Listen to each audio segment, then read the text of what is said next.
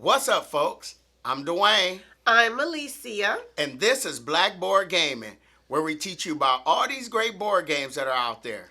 Waiting to be played by you and yours. I'm a simple man, don't wanna complicate ya. Complicate ya. Hey, everybody. So, I guess you're wondering why we're sitting here with these hard hats on. In recent weeks, we've given you a heads up on two games that are coming out in 2023 that talk about city building. The first game, Shake That City by AEG Games, and the second game is Point City by Flat Out Games. Now, I'm going to leave a link in the description below so you can go check out both of those games. But once we talked about those games, we started thinking about some of our other favorite games where you're building a city. And there are a few of them, you know. Now, I mean, board games in general, you're always building something. Like a meadow in Meadow. Or you're building a civilization, like in Gentis. Yes. Yep. Or an amusement park and fun fair. Yep. Or you're building a case against somebody, like Lawyer Up. So today, like I said, we're going to talk about games that, in this game, you're specifically building up a city. So we're going to call this our favorite We Built This City game. I like the way you did that. We built this city. All right, so I guess you guys get the gist of it. So, you ready? Ready. All right, let's get to it. So, the first game we're going to talk about is one of the earliest games I got when I got in this board game hobby, and that is Machi Koro. Now, in Machi Koro, you say you're a mayor. Each person is a mayor. Yep, and you're purchasing cars that have these buildings on them. Now, you start off with a wheat field and a bakery?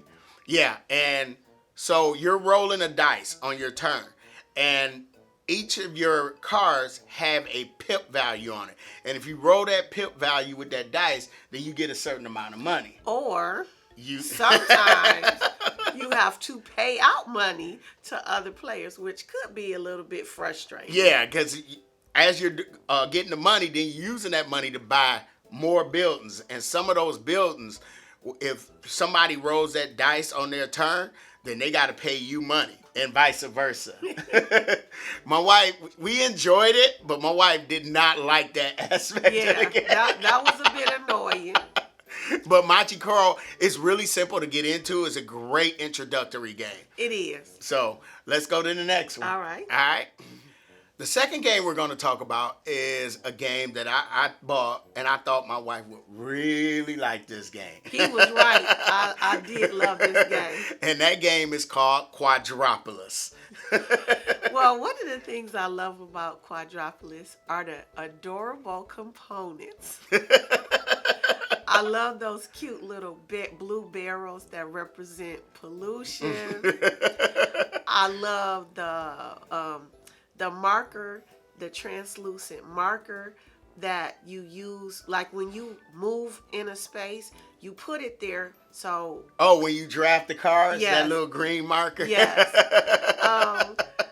I love that. I love actually the way you have to draft. Yeah, that's really cool. Yeah, you don't like those red meeples? Oh, the red meeples. Those are cute.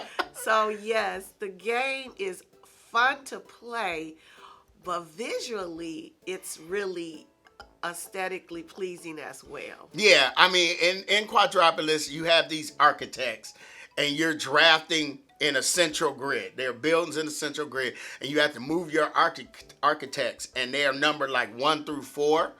And depending on that number, that's how far you can go into that central board to draft that building, and then you're placing it on your personal player board, and you're scoring points in various ways. Yes. You know, that Quadropolis is really, really fun. It is. That's one of our keeper games. Yes, yes.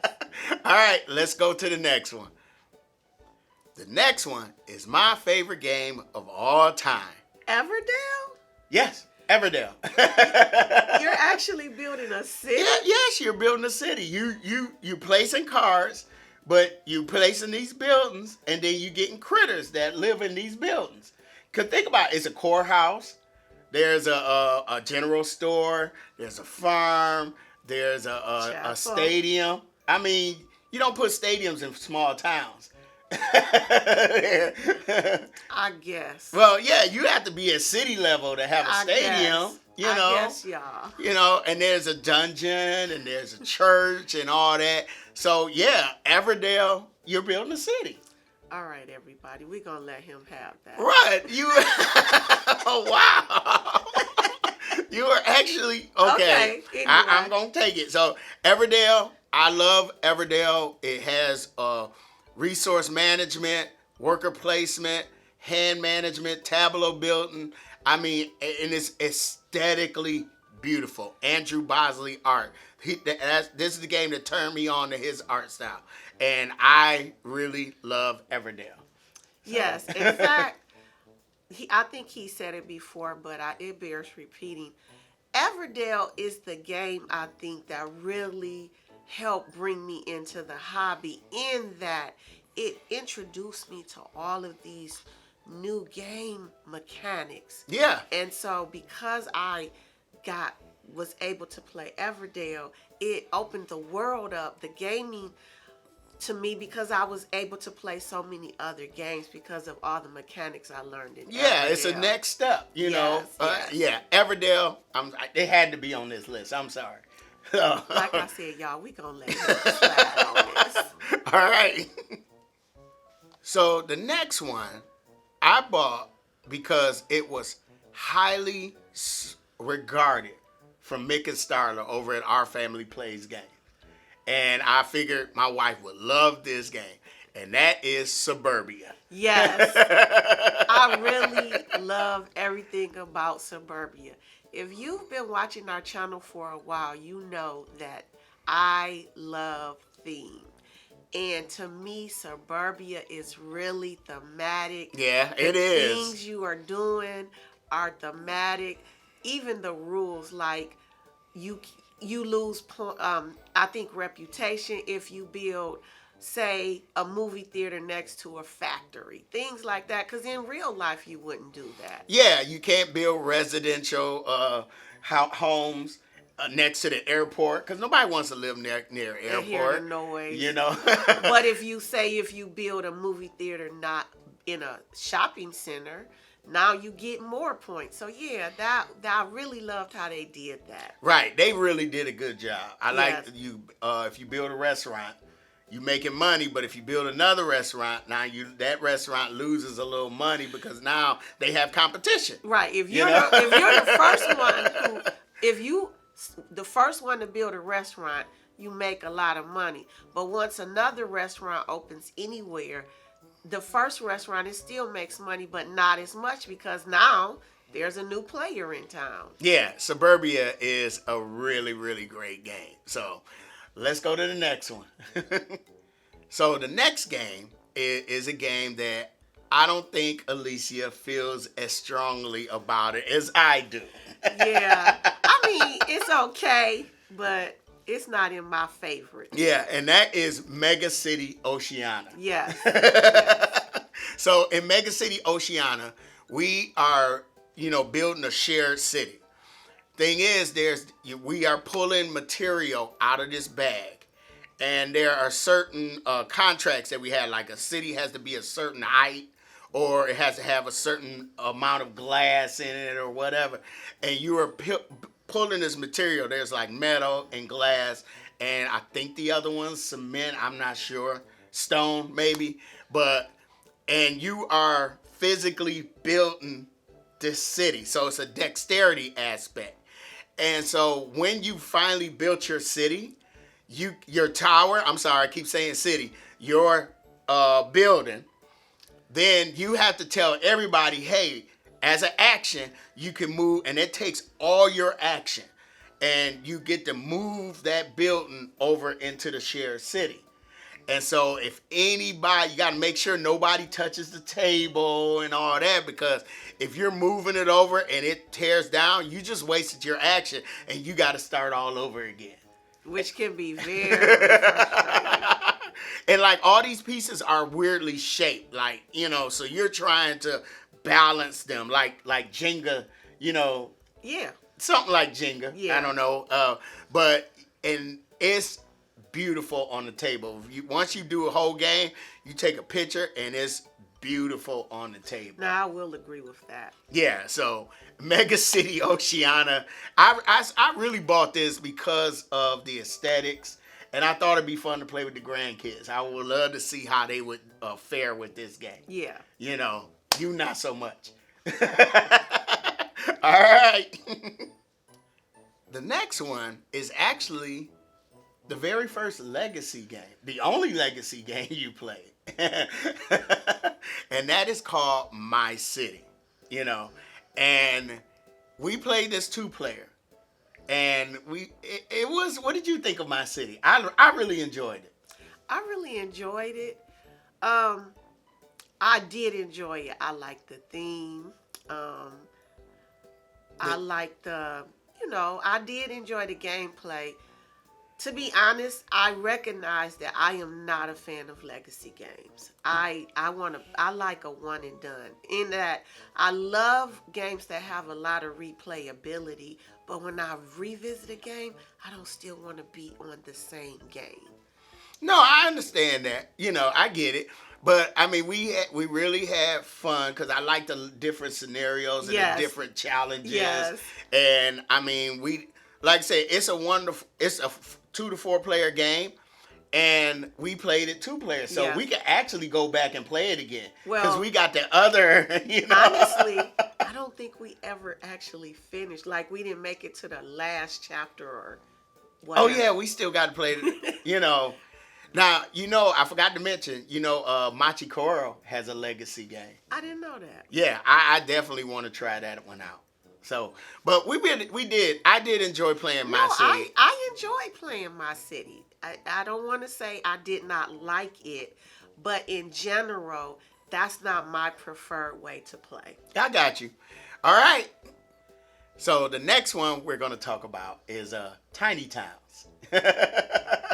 And Tiny Towns, I mean, it's a small town, but it's still a city, And in Tiny Towns, everybody's going to get their own player board, and it's played bingo style. So somebody's going to grab a material. It could be wood, stone, glass, or brick. And they're going to call it out. Like, I'm taking brick. And then everybody has to place brick on their board. And there's these building cards that have the Requirements. Yeah, for the requirements. different, building material. Yeah, they have to have a certain number of build material and certain configurations. And if you're able to place those onto your board, then you're able to build that building, and you remove that material from your board. And you're going to continue doing that until you can't place any more material. Now, the first time I played this game, I was like, I don't know, but I kept thinking about it, and I kept thinking about it. But what I really love about it is the buildings. So, I like this game, but it's been a while since we played it. Yeah. And I believe, based on my experience with games, that I would enjoy it even more now.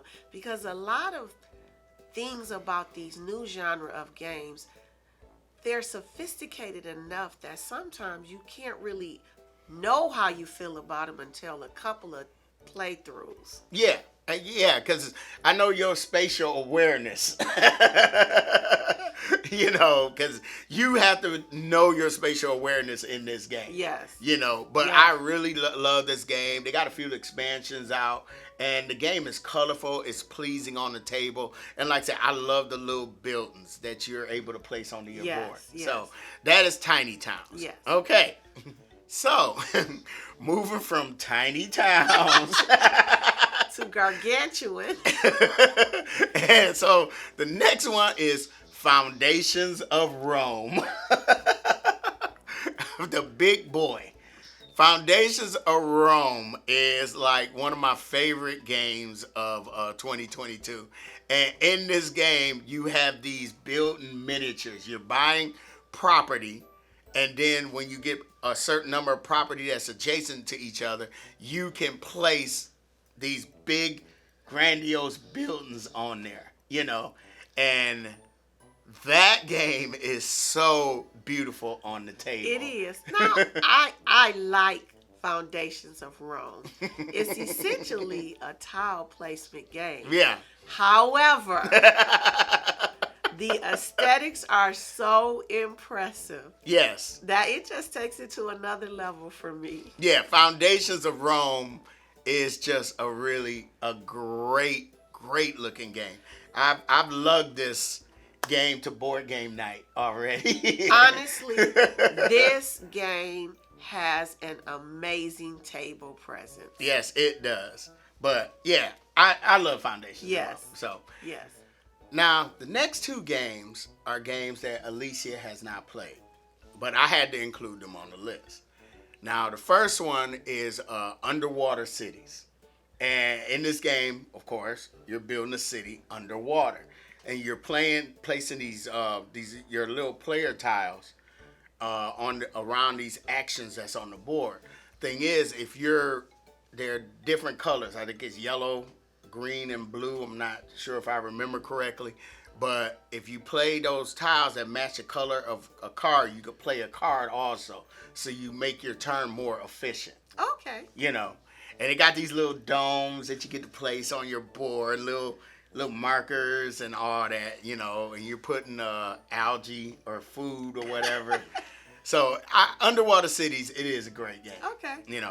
The second one is called Ginkopolis. Okay. Now in Ginkopolis, you got these tiles, and they're different colors. There's yellow that will score you victory points, and then there's red that will score you resources, or it's blue. I think it's blue that scores you resources. But anyway, you're placing these tiles out into a central grid. Okay. And you're getting cards that give you special actions or whatever. And you're using the resources. When you get them, you use them to get more tiles and stuff. Okay. So, it's been a while since I played this one. But I've only played it solo. Okay. And I played it 4 times. Okay. And I really, really enjoy this game. Okay. In fact, I might suggest playing this at my next board game night so I can revisit it. Because I really enjoyed the puzzle that game provided. Okay. So, okay. That's 10 games. Yes. All right. Now, I hope you really enjoyed this video. It was fun. Yeah, this was fun. And I like the hard hats. You look kind of cute with your hard hat. Oh, thank you. If you notice, mine's got the strap because I got a bald head, so I had to keep it on. She got hair to keep hers on. Anyway, if you like the contents of this video, feel free to hit the like button. Subscribe. Follow us on Facebook, Instagram, and Twitter. And in the comments below, let us know some of your favorite games where you're specifically building a city, And I'm Dwayne. I'm Alicia. This has been Blackboard Gaming. We will see you next time.